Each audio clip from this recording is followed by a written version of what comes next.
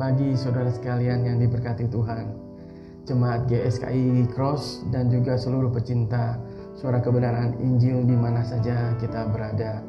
Saat pagi hari ini kita kembali bersyukur kepada Tuhan. Kita bisa ada sebagaimana kita ada. Itu karena kemurahan Tuhan yang Tuhan nyatakan di dalam kehidupan kita.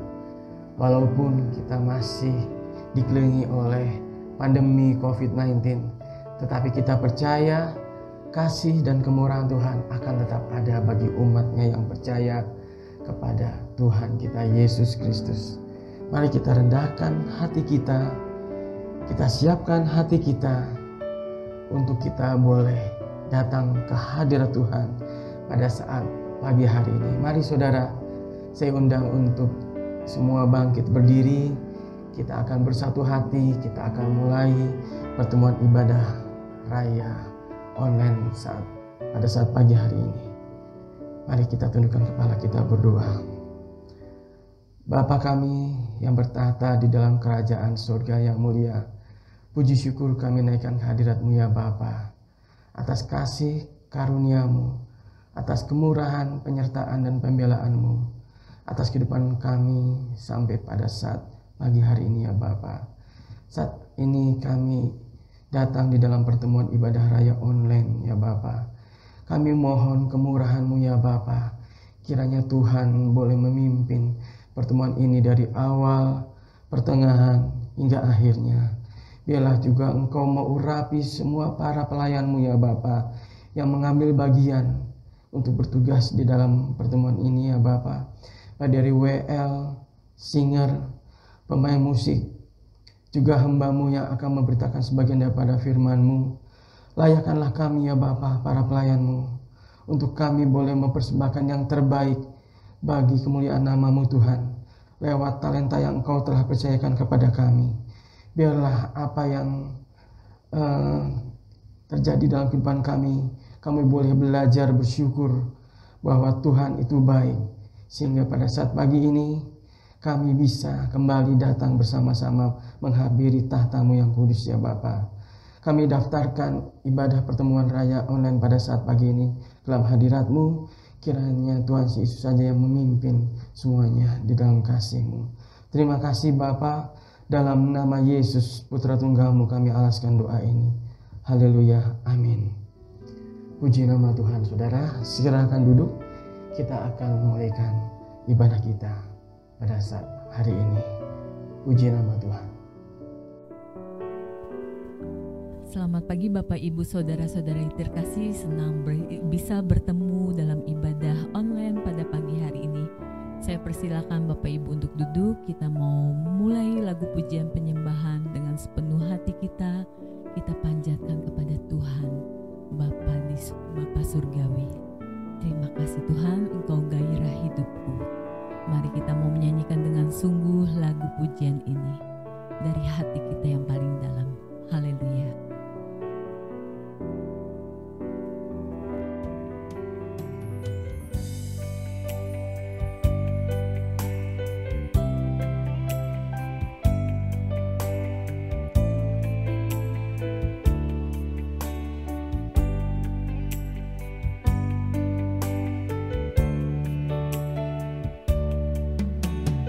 Gairah hidupku, satu-satunya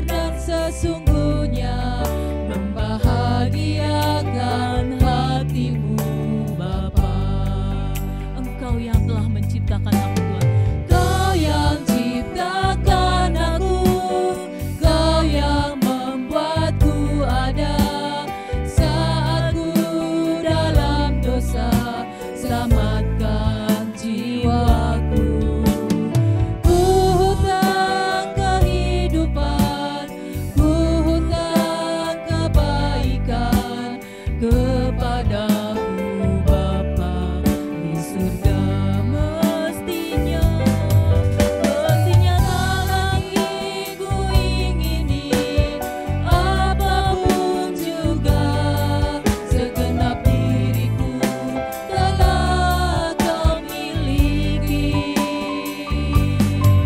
Ku perhatikan petunjukmu, ku nantikan suaramu, keinginan Bapa segalanya bagiku. Kau yang ciptakan aku Tuhan, Kau yang ciptakan aku, Kau yang membuatku ada saat ku dalam dosa.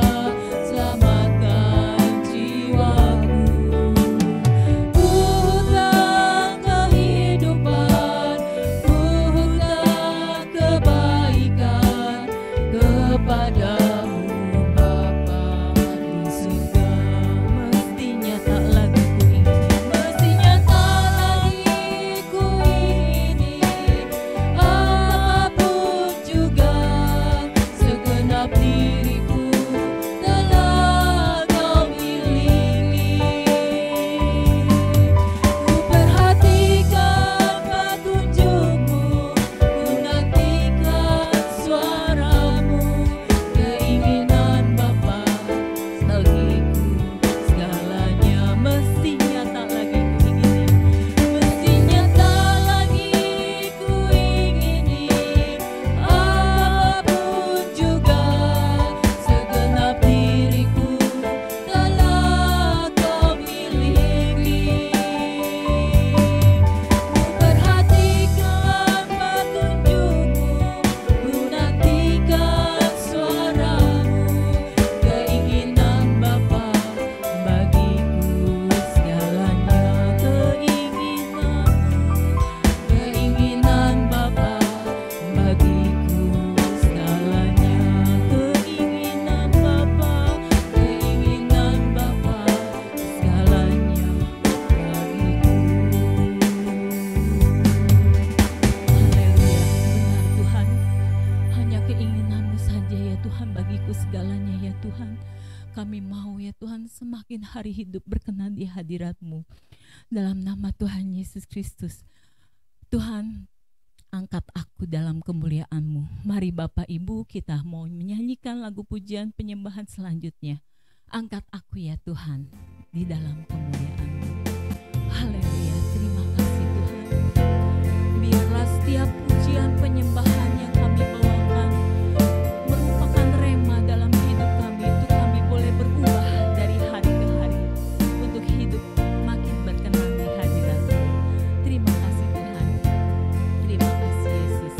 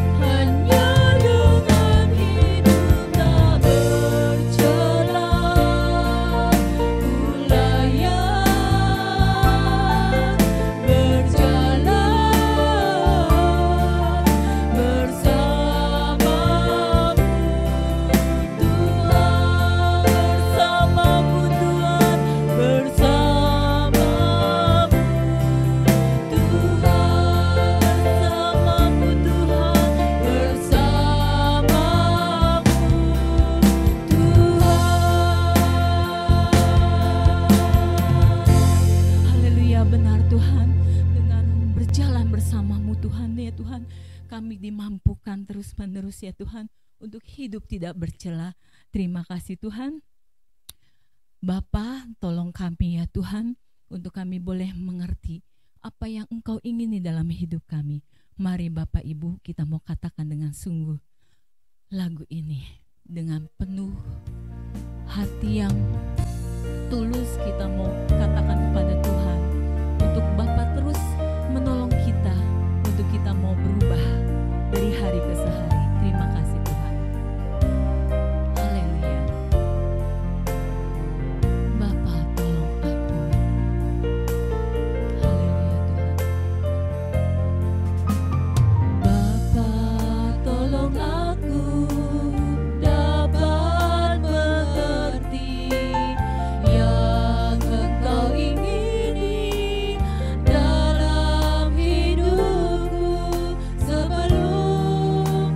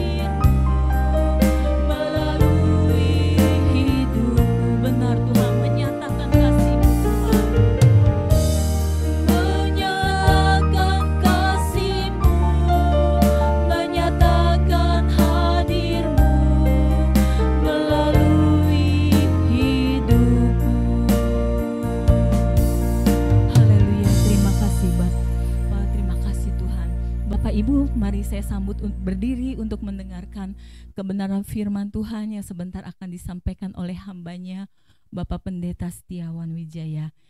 Kita mau siapkan hati kita dengan sungguh untuk kita menerima kebenaran firman-Nya, untuk kita boleh diperbaharui dari hari ke hari, untuk kita boleh diubahkan oleh kebenaran firman-Nya.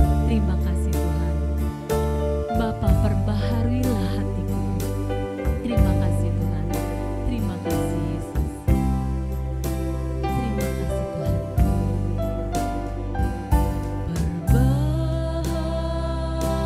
Perbaharuilah hatiku Tuhan. Perbaharui seluruh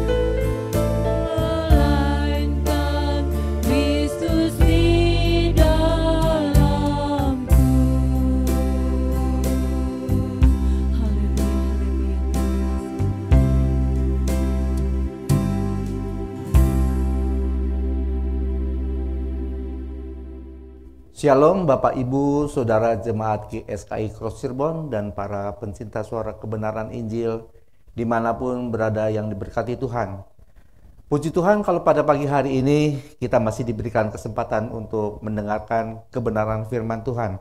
Namun sebelum saya menyampaikan khotbah pada pagi hari ini, terlebih dahulu saya ingin mengucapkan terima kasih kepada Bapak Gembala, Bapak Pendeta Hermawan Wijaya, yang telah memberikan kesempatan bagi saya untuk menyampaikan khotbah pada Bapak Ibu Saudara dalam pertemuan ibadah raya secara online.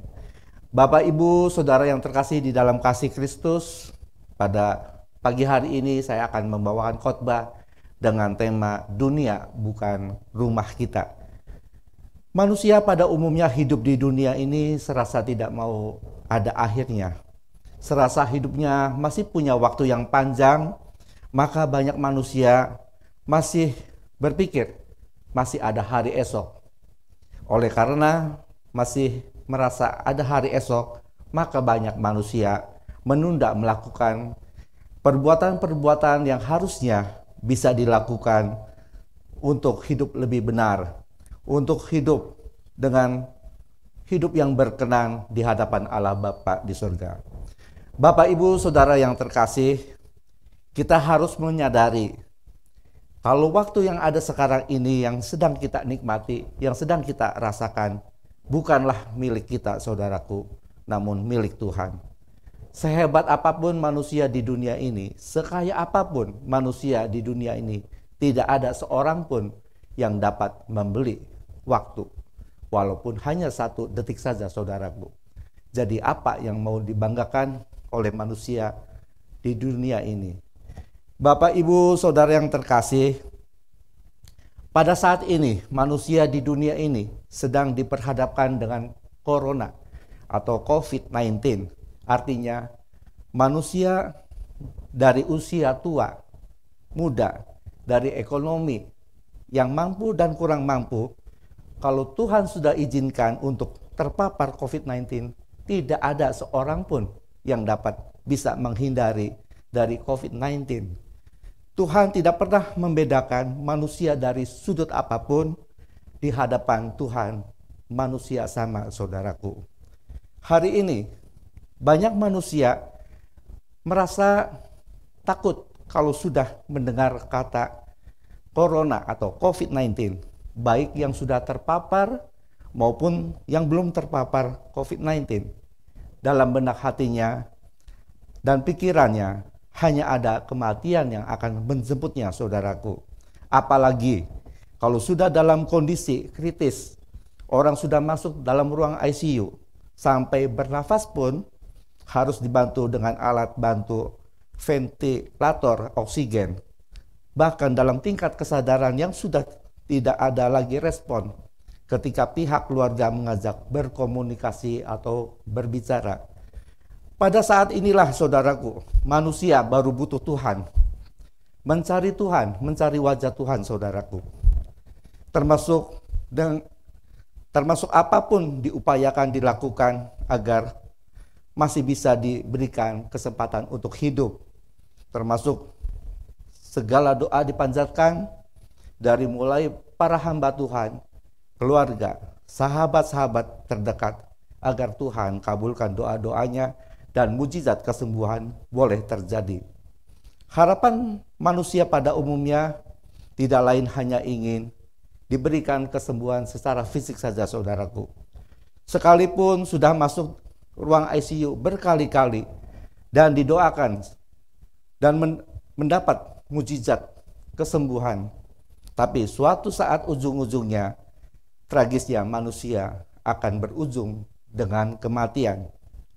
Kehidupan manusia di dunia ini tidak ada yang kekal. Bapak Ibu Saudara yang terkasih, harus kita sadari bersama, tanpa terpapar COVID-19, Bapak Ibu Saudara dan saya suatu saat bisa dipanggil Tuhan. Jadi kematian manusia bukan karena suatu penyakit, tapi lewat sakit penyakit kita semua bisa saja kita dipanggil Tuhan saudaraku. Sekalipun kita tahu COVID-19 tidak bisa mengeksekusi nyawa seseorang, tapi kita tetap harus waspada untuk tetap menjaga protokol kesehatan sesuai dengan anjuran pemerintah. Bapak, Ibu, Saudara yang terkasih di dalam kasih Kristus, hari ini kita mau belajar akan kebenaran firman Tuhan sesuai dengan tema khotbah saya, dunia bukan rumah kita. Ada 3 hal yang mau saya sampaikan pada Bapak, Ibu, Saudara. Yang pertama adalah manusia diciptakan untuk hidup kekal. Ketika Allah menciptakan Adam dan Hawa, Ia menempatkan mereka di dalam Taman Eden dengan pohon kehidupan dan pohon pengetahuan yang baik dan jahat, dengan maksud supaya mereka hidup selamanya, baik jasmani maupun secara rohani. Manusia diberi kuasa mewakili Allah untuk memelihara ciptaannya yang sungguh amat baik. Allah memberikan kebebasan pada manusia untuk memilih mana yang boleh dilakukan dan mana yang tidak boleh dilakukan manusia. Artinya, Allah punya kehendak bagi manusia untuk dilakukan, tapi sayangnya manusia jatuh dalam dosa dan mendatangkan kematian jasmani dan rohani atas diri mereka dan generasi penerus mereka atau keturunannya, termasuk kita yang hidup pada saat sekarang ini. Bapak, Ibu, Saudara yang terkasih, kehancuran manusia karena dosa ini dikarenakan roh Tuhan, nafas hidup, tidak lagi menjadi satu dengan manusia, sehingga tidak ada lagi sumber kehidupan kekal. Yang ada hanyalah kehidupan biologis, tubuh yang dikuasai jiwa. Allah Bapa punya tatanan yang diberlakukan bagi ciptaannya sendiri, yaitu manusia yang diciptakan segambar dan serupa dengan Allah Bapa di surga. Ketika Adam dan Hawa berbuat dosa, saudaraku, melanggar perintah Allah Bapa di surga, bisakah kalau pada waktu itu Allah Bapa langsung mengampuni dosa Adam dan Hawa? Tentunya sangat bisa, saudaraku. Tapi Allah Bapa tidak mau melanggar tatanannya sendiri, karena tatanannya untuk kebaikan manusia. Ketika manusia jatuh dalam dosa, maka manusia tidak bisa menghindari dari kematian. Seperti dikatakan dalam Roma 6 ayat 23. Sebab upah dosa ialah maut, tetapi karunia Allah ialah hidup yang kekal dalam Kristus Yesus Tuhan kita. Pada dasarnya dosa adalah pemberontakan terhadap Allah. Dosa memisahkan kita dari Allah, Sang Pencipta dan Pemelihara kehidupan. Sekalipun kita sudah jatuh dalam dosa, namun karena karunia Allah kita diberi kesempatan hidup yang kekal, namun tetap ada perjuangan yang harus kita lakukan sebelum kita meninggal dunia. Bapak, Ibu, Saudara yang terkasih, hidup yang kekal bukan berarti seseorang tidak akan mati secara ragawi atau fisik. Secara manusia raga, manusia pasti mati. Ini adalah suatu konsekuensi yang harus diterima semua manusia keturunan Adam dan Hawa sejak manusia itu jatuh dalam dosa. Semua manusia yang percaya dan yang tidak percaya akan meninggal dunia. Dan pada saatnya orang Kristen meninggal, saudaraku. Sebagai saudara seiman dan sepenanggungan, tentunya kita memberikan penghiburan dan kekuatan yang pada keluarga yang sedang berduka, termasuk para hamba Tuhan memberikan kekuatan dan penghiburan pada malam penghiburan atau dalam acara pemakaman. Dalam khotbahnya sering memberikan Injil yang diambil dari 2 Timotius 4 ayat ke-7, berbunyi, "Aku telah mengakhiri pertandingan yang baik, aku telah mencapai garis akhir, dan aku telah memelihara iman." Bapak, Ibu, Saudara yang terkasih, kalau kita boleh berbicara dan boleh bertanya, apakah semasa hidupnya orang yang sudah meninggal melakukan pertandingan? Dan kalau bertanding dengan siapa, saudaraku? Apakah yang namanya bertanding itu melawan satu penyakit? Dan dikatakan mencapai garis akhir, apa ini yang dimaksud dengan kematian manusia? Dan dikatakan juga telah memelihara iman. Kira-kira seperti apa imannya semasa hidupnya? Bapak, Ibu, Saudara yang terkasih, bertanding dalam hal ini jangan diartikan sedang melawan suatu penyakit yang sedang dialami dalam hidupnya. Tapi yang dimaksud adalah melawan kedagingan diri kita sendiri dengan sifat-sifat kesombongan, egois, kemunafikan, kesenangan dunia, dan lain sebagainya. Demikian juga mencapai garis akhir artinya kita harus sudah selesai dalam pertandingan kehidupan kita di dunia ini sebagai pemenang di dalam Kristus. Artinya kita sudah bisa selesai dengan diri kita sendiri. Tidak ada agenda apapun selain agenda Tuhan untuk kita dikembalikan pada rancangan semula, untuk kita diselamatkan dari dosa, untuk memiliki karakter Kristus, hidup tidak bercacat, tidak bercela. Kita harus punya tekad yang kuat, saudaraku. Mau dididik Tuhan, punya waktu untuk Tuhan, ada relasi baik, perjumpaan dengan Tuhan, tidak ada lagi mencintai dunia. Ada pertobatan dalam hidup dan hidupnya mengikuti gaya hidup seperti Tuhan Yesus ketika Tuhan Yesus menjadi manusia, 100% hidup di dunia. Inilah yang dikatakan mencapai garis akhir. Dan kalau yang dikatakan telah memelihara iman, saudaraku, tentunya terus menjaga dan membina hubungan yang akrab dengan Tuhan melalui doa dan membaca Alkitab. Berbagai persoalan yang dihadapi dalam hidup, baik itu menyenangkan maupun tidak, dalam segala situasi orang beriman tetap memelihara hubungan yang akrab dengan Tuhan. Hal itu dilakukan melalui kesetiaan dalam berdoa dan membaca Alkitab. Dan memelihara iman tentunya tetap setia apapun keadaannya. Orang beriman tetap setia dan percaya pada Tuhan dalam menghadapi berbagai masalah kehidupan. Iman tidak pernah surut dan tidak hilang percaya kepada Tuhan. Terkadang dalam menghadapi masalah, apalagi jika masalah itu berat, manusia cenderung meragukan Tuhan. Rasul Paulus mencoba menggambarkan betapa beratnya upaya untuk mempertahankan dan memelihara iman. Ia tidak hanya memelihara iman dengan berdoa, namun juga bersaksi memberitakan Injil Kerajaan Allah, berani mengatakan kebenaran dan menegur yang bersalah, memiliki penguasaan diri, sabar dan tabah dalam penderitaan.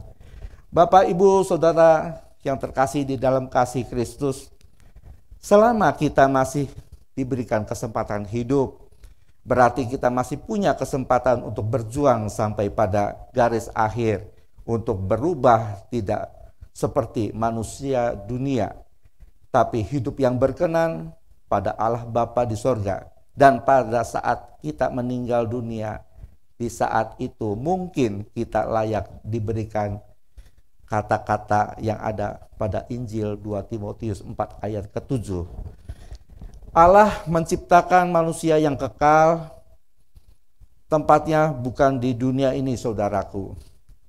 Manusia hidup di dunia ini tidak ada yang kekal, karena dunia tidak menjanjikan apa-apa bagi manusia. Bapak, Ibu, Saudara yang terkasih, di dalam poin yang kedua saya ingin menyampaikan kehidupan kekal, ada kematian. Manusia keturunan Adam dan Hawa sejak jatuh dalam dosa, maka ada kematian yang pasti kita hadapi. Ada kekekalan kemudian yang akan kita alami. Di sini kematian yang dimaksud bukanlah sekedar manusia mati karena sakit atau lanjut usia, saudaraku. Tapi ada kematian yang berbobot, yang berkualitas, artinya punya tanggung jawab semasa hidupnya. Berusaha hidup berkenan di hadapan Allah tidak lagi hidupnya dengan kesenangan dunia, memuaskan keinginan diri sendiri termasuk dengan segala hobi-hobi yang ada. Kematian yang berbobot atau yang berkualitas seperti ini, jarang sekali orang untuk membicarakan apa yang untuk diperjuangkan, apa yang dimaksud dengan kematian yang berbobot, yang punya tanggung jawab selama hidupnya di dunia ini. Hidupnya punya tujuan di dalam kekekalan.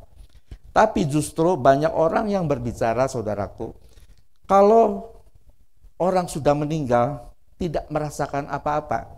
Ini sering dikatakan banyak orang, saudaraku. Katanya sudah enak, tidak merasakan sakit lagi secara fisik dalam hidupnya. Sampai di sini manusia mengukur akan kematian manusia di dunia. Jelaslah, saudaraku, kalau orang meninggal tidak akan mengalami sakit lagi. Tapi yang jadi masalah adalah roh jiwa kita akan menghadap tahta pengadilan Allah Bapa. Apakah roh jiwa kita diterima Allah Bapa dalam kekekalan di langit baru dan bumi yang baru, atau sebaliknya roh jiwa kita ditolak Tuhan masuk dalam api kekal atau neraka? Seperti ada tertulis pada Injil Wahyu 20 ayat 14 dan 15. Lalu maut dan kerajaan maut itu dilemparkanlah ke dalam lautan api. Itulah kematian yang kedua, lautan api. Dan setiap orang yang tidak ditemukan namanya tertulis di dalam kitab kehidupan itu, ia dilemparkan ke dalam lautan api. Jadi manusia bisa mengalami kematian dua kali, saudaraku. Yang pertama, kematian jasmani, lalu harus menghadapi tahta pengadilan Allah. Dan jikalau nama seseorang tidak dijumpai dalam kitab kehidupan, akan dibuang ke dalam lautan api. Bapak, Ibu, Saudara yang terkasih, ada beberapa jenis kematian yang mau saya sampaikan. Yang pertama adalah kematian jasmani, yaitu kematian fisik yang bukan lagi masalah berarti, bahkan sebuah keuntungan bagi orang yang telah hidup dalam Kristus. Yang kedua, kematian rohani, yaitu kematian iman pada Yesus Kristus dikarenakan tekanan dunia, setan, bahkan dari diri sendiri. Yang ketiga adalah kematian kekal, yaitu adalah upah bagi orang yang mati rohani dan orang tidak hidup dalam Kristus. Dan keempat adalah kematian daging, yaitu di mana kita menanggalkan sifat kedagingan kita untuk hidup dalam Kristus. Bapak, Ibu, Saudara yang terkasih, kematian jasmani dan kematian kekal adalah hasil dari apa yang kita pilih. Dan yang menjadi pilihan adalah apakah kita memilih untuk mematikan rohani kita untuk menuju kematian kekal, atau kita memilih mematikan keinginan daging demi hidup dalam Kristus. Bapak, Ibu, Saudara yang terkasih, hari ini kita mau belajar akan kematian yang berbobot, yang berkualitas untuk menuju hidup kekal. Kita harus mematikan kedagingan kita untuk hidup yang berkenan, menyukakan Allah Bapa di surga, dan hidup satu-satunya agendanya hanya untuk Tuhan. Sebelum saya melanjutkan pada poin yang ketiga, saya ingin menyanyikan sebuah lagu bagi Bapak, Ibu, Saudara sesuai dengan tema khotbah saya, dunia bukan rumah kita. Kita semua manusia pasti akan meninggal, saudaraku. Kita tidak tahu kapan kita akan meninggal. Selama kita masih hidup, ada kesempatan untuk kita bertanding dengan iman untuk kita dikembalikan pada rancangan semula. Judul lagunya Hanya Satu Kerinduanku.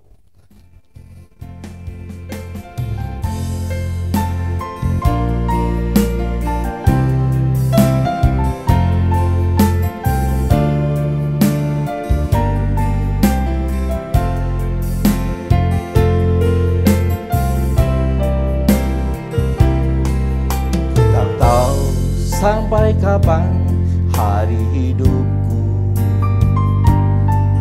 akhir hayatku ini tidak menentu. Namun yang pasti perjalanan hidup ini berakhir di suatu saat nanti. Sebelum hari akhir hidupku tiba, sebelum semua kesempatan tiada, bukan berjuang dalam pertandingan iman, mengakhiri dengan kemenangan.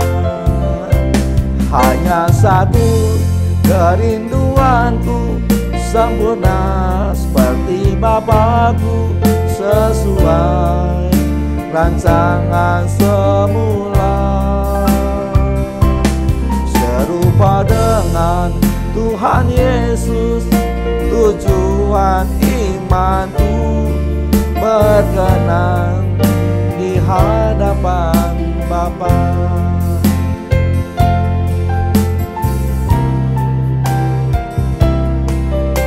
Tak tahu sampai kapan hari hidupku, akhir hayatku ini tidak menentu. Namun yang pasti perjalanan hidup ini berakhir di suatu saat nanti. Sebelum hari akhir hidupku tiba, sebelum semua kesempatan tiada, bukan berjuang dalam pertandingan iman, mengakhiri dengan kemenangan. Hanya satu kerinduanku, sempurna seperti Bapakku, sesuai rancangan semula, serupa dengan Tuhan Yesus. Tujuan imanku berkenan di hadapan Bapa. Hanya satu kerinduanku, sempurna seperti Bapakku, sesuai rancangan semula, serupa dengan Tuhan Yesus. Tujuan imanku berkenan di hadapan Bapa, berkenan di hadapan Bapa, berkenan di hadapan Bapa.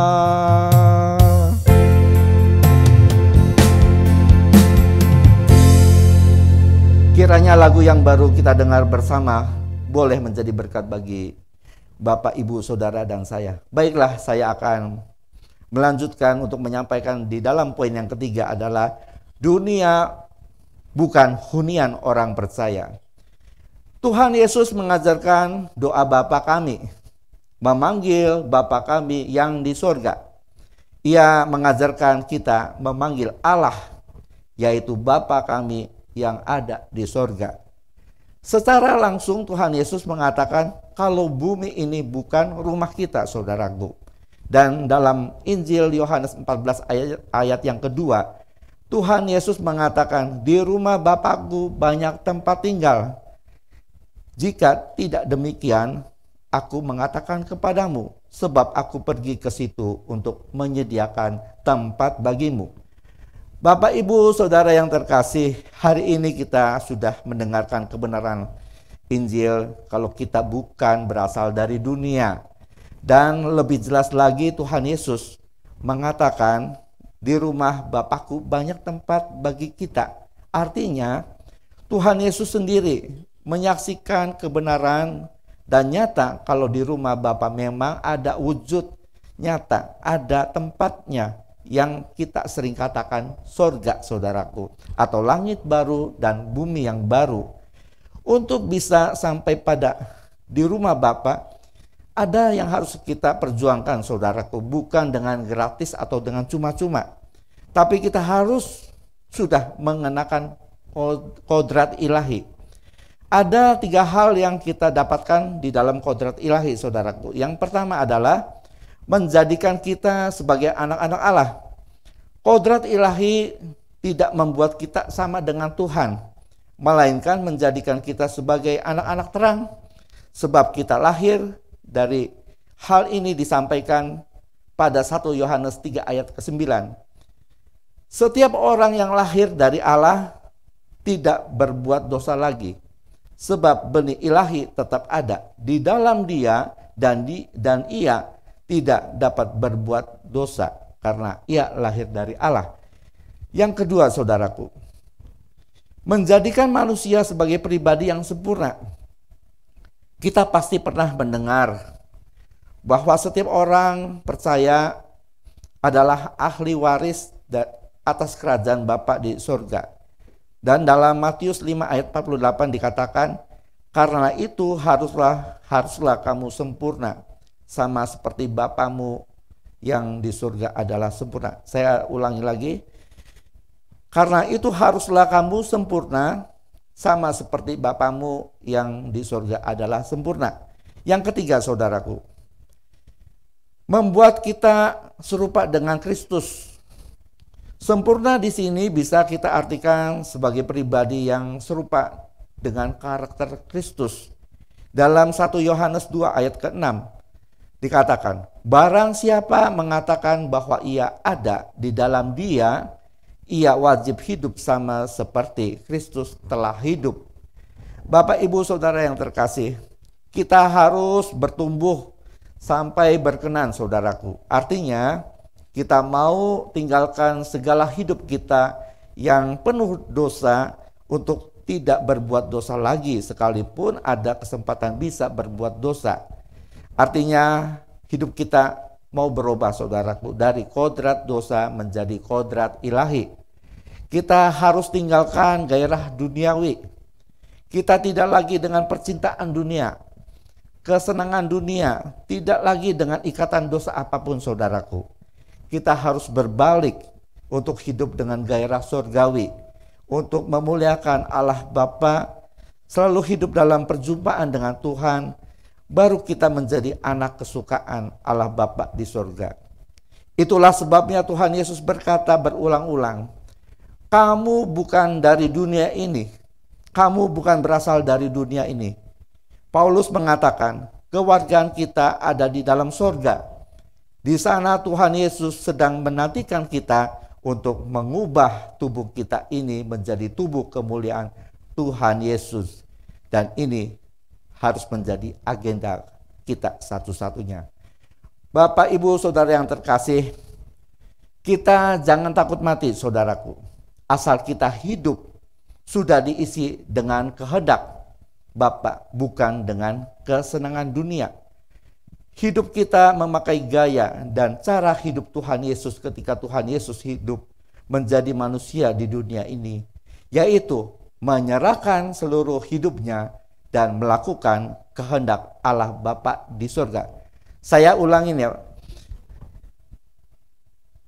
menyerahkan seluruh hidupnya dan melakukan kehendak Allah Bapa di surga. Itulah gaya dan cara hidup Tuhan Yesus. Sebelum saya mengakhiri khotbah pada pagi hari ini, saudaraku, saya mau mengajak Bapak, Ibu, Saudara, ayo kita berubah. Ayo kita bertobat, saudaraku. Untuk kita memilih gairah surgawi, jangan memilih gairah duniawi lagi. Selama kita bisa berbalik pada gairah surgawi, hati takut akan Allah, hidup tidak bercacat, tidak bercela. Untuk kita menjadi kewargaan Allah Bapa di sorga dan memimpin kerajaan Allah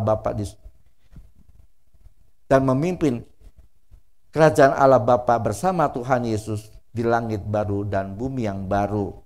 Kiranya kebenaran firman pada pagi hari ini boleh menjadi berkat bagi Bapak, Ibu, Saudara, dan saya. Marilah kita berdoa. Bapa, terima kasih atas kebenaran firman-Mu yang sudah disampaikan hamba-Mu ini. Kami mau belajar akan kebenaran firman-Mu ini, Bapa. Kami mau menjadi pelaku firman-Mu. Hamba-Mu sudah berhenti menyampaikan kebenaran firman-Mu. Kiranya lewat Roh Kudus-Mu, kebenaran firman-Mu selalu berkarya pada anak-anak-Mu yang haus dan lapar akan kebenaran firman-Mu. Terima kasih Bapa, di dalam nama Tuhan Yesus kami sudah berdoa dan mengucap syukur. Amin. Mari saudara, kita angkat tangan kita terima berkat dari Tuhan. Kekasih-kekasih Tuhan, terimalah berkat dari Allah Bapa di surga, Allah Israel, Allah Abraham, Ishak dan Yakub. Dan lewat cinta kasih Tuhan kita Yesus Kristus, Gembala Agung kita, dan lewat persekutuan Roh Kudus menyertai kita mulai hari ini sampai Tuhan datang pada kali yang kedua.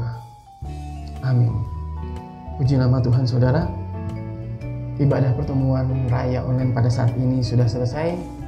Kiranya pertemuan ibadah ini memberikan kita berkat-berkat surgawi, berkat-berkat abadi yang Tuhan sendiri sediakan bagi kita.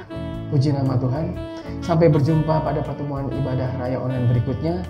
Tuhan Yesus memberkati kita semua. Shalom. Puji nama Tuhan.